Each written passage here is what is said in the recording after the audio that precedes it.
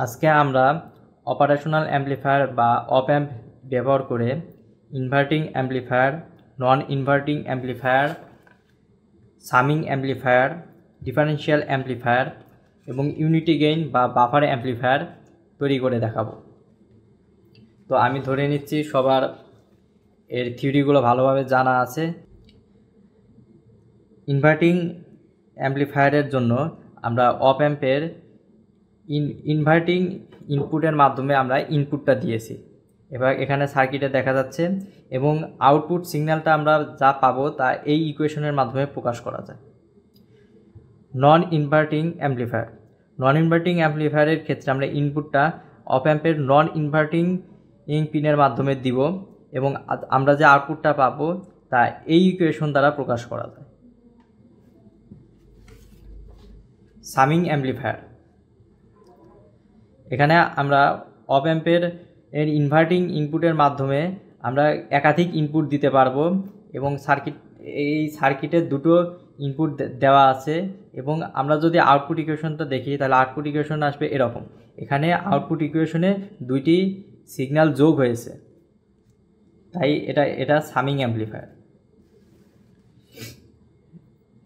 Differential amplifier, এখানে আমরা দুটি সিগন্যাল দিব, একটি নন ইনভার্টিং পিনের মাধ্যমে এবং একটি ইনভার্টিং পিনের মাধ্যমে, এবং আমরা আউটপুট পাবো এই ইকুয়েশনের মাধ্যমে। এই ইকুয়েশনে দেখা যাচ্ছে একটি ইনপুট সিগন্যাল থেকে আরেকটি ইনপুট সিগন্যাল বিয়োগ হয়েছে, অর্থাৎ এটি ডিফারেন্সটা দেখাচ্ছে, তাই এটি ডিফারেনশিয়াল অ্যাম্প্লিফায়ার। ইউনিটি গেইন বা বাফার অ্যাম্প্লিফায়ার, এই অ্যাম্প্লিফায়ারের সার্কিটটা এরকম এবং এখানে আমরা ইনপুট যা দেব হুবহু আউটপুট সেম পাবো। তাহলে এই অ্যাম্প্লিফায়ারের উপকারিতা কি? এই অ্যাম্প্লিফায়ার দিয়ে আমরা আউটপুটে যদি ভারী কোনো লোড দেই তবে এই লোডের এফেক্টটা ইনপুট সিগন্যালের এখানে পড়বে না, কারণ ইনপুট সিগন্যালের এখানে ইম্পিডেন্সটা অনেক বেশি থাকবে এবং আউটপুট প্রান্তের ইম্পিডেন্সটা অনেক কম থাকবে। তো সবগুলো প্র্যাকটিক্যালি করে দেখব, চলুন দেখা যাক।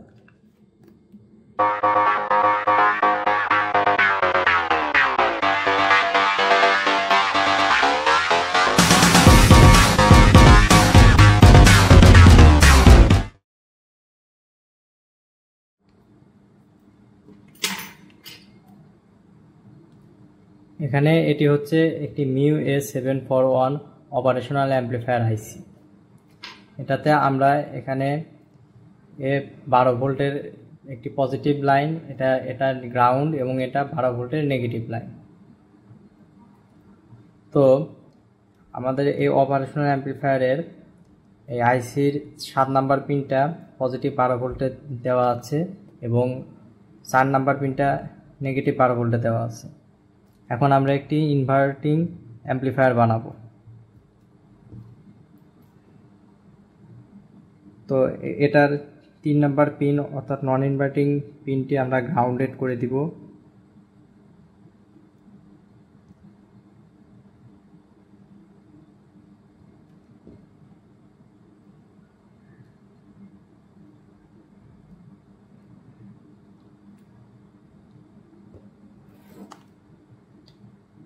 আমরা গ্রাউন্ডে দিয়ে দিলাম।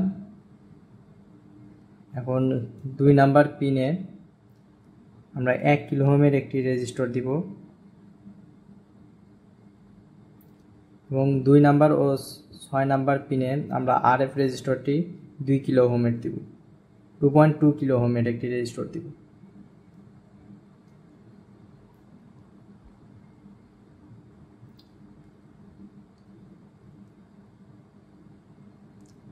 এখন আমাদের সিগন্যাল জেনারেটরের এই সিগন্যালের এই পিনটা আমরা রেজিস্টরের 1 কিলো ওহম রেজিস্টরের এই মাথায় দিব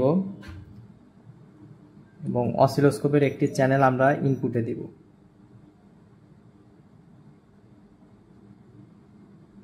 তো এখান থেকে সাইনোসয়েডাল সিগন্যাল আসছে, যেটার পিক টু পিক হচ্ছে 2 ভোল্ট।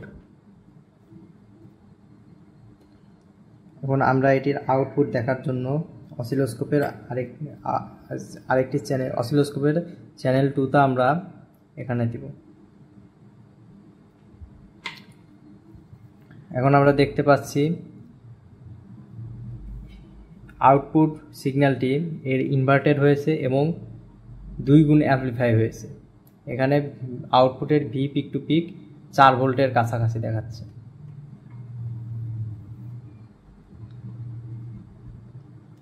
এখন আমরা একটি নন ইনভার্টিং অ্যামপ্লিফায়ার বানাবো। নন ইনভার্টিং অ্যামপ্লিফায়ার বানানোর জন্য আমরা এই 2 নাম্বার পিনের রেজিস্টরের এই মাথাটি আমরা গ্রাউন্ডেড করে দিব এবং 3 নাম্বার পিন দিয়ে আমরা ইনপুটটা দিব। 3 নাম্বার পিন দিয়ে আমরা ইনপুট দিচ্ছি।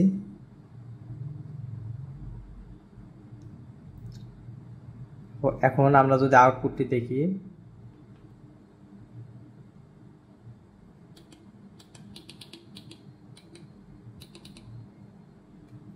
তো এটি ইনভার্টেড হয়নি এবং এটি নন ইনভার্টেড ভাবে অ্যামপ্লিফাই হয়েছে। এই নীলটা আমাদের আউটপুট সিগন্যাল। এখন আমরা সামিং অ্যামপ্লিফায়ার বানাবো।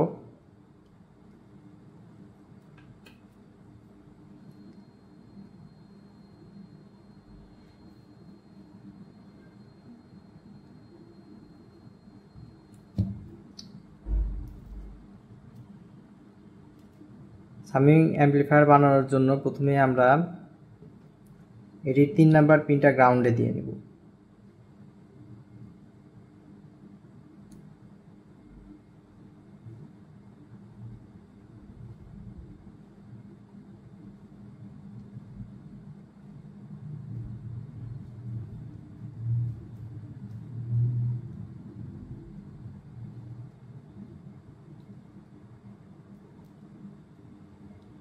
তিন নাম্বার পিনটা আমরা গ্রাউন্ডে দিলাম।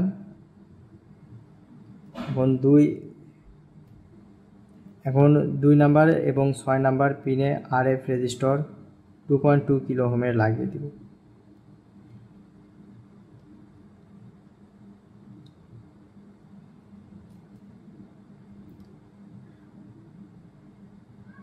এখন আমরা একটি 1 কিলো ওহমের রেজিস্টর এখানে দিব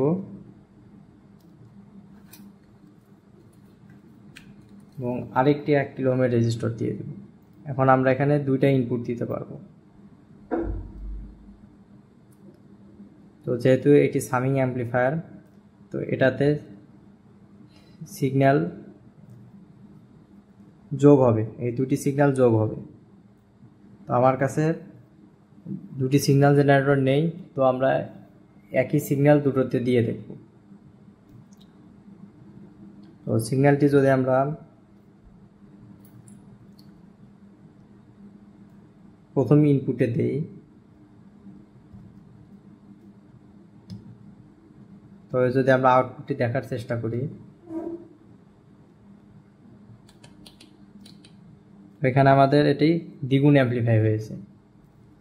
এখন আমরা যদি এই ইনপুটটা আবার আরেকটা ইনপুটে দিয়ে দেই, তাহলে আমাদের দেখা যাচ্ছে এখানে 4 গুণ অ্যামপ্লিফাই হয়েছে, অর্থাৎ এই সিগন্যালটি 2 বার যোগ হয়েছে এখানে, অর্থাৎ সামিং অ্যামপ্লিফায়ারটি কাজ করছে।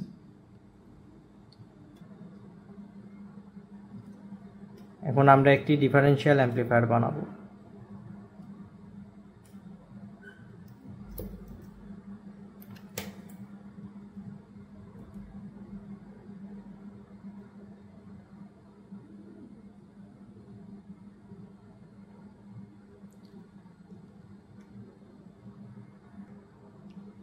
এখন ডিফারেনশিয়াল অ্যামপ্লিফায়ারের ক্ষেত্রে আমরা আরএফটা 1 কিলো ওহম দিলাম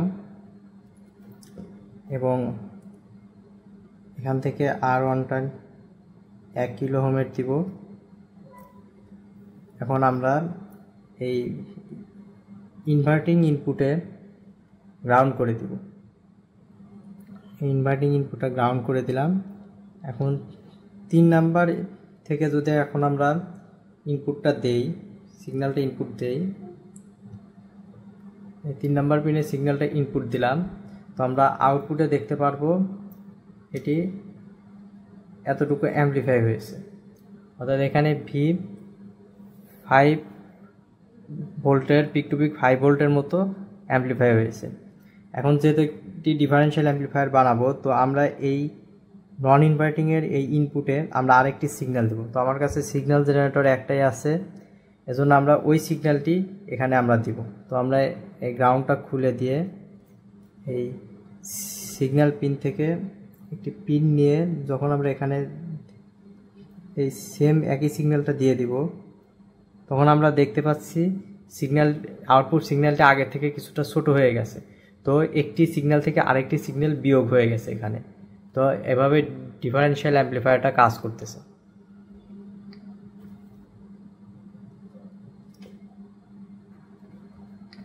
এখন আমরা ইউনিটি গেইন বা বাফার অ্যাম্পলিফায়ার তৈরি করব। এজন্য আমরা 2 নাম্বার পিন এবং 6 নাম্বার পিনটি শর্ট করে দিব, অর্থাৎ ইনভার্টিং ইনপুট এবং আউটপুট পিনটি আমরা শর্ট করে দিচ্ছি। এখন আমরা 3 নাম্বার পিনে ইনপুট দিব। 3 নাম্বার পিনে আমরা ইনপুট দিলাম। এখন আমরা আউটপুটটি 6 নাম্বার পিন থেকে নেব।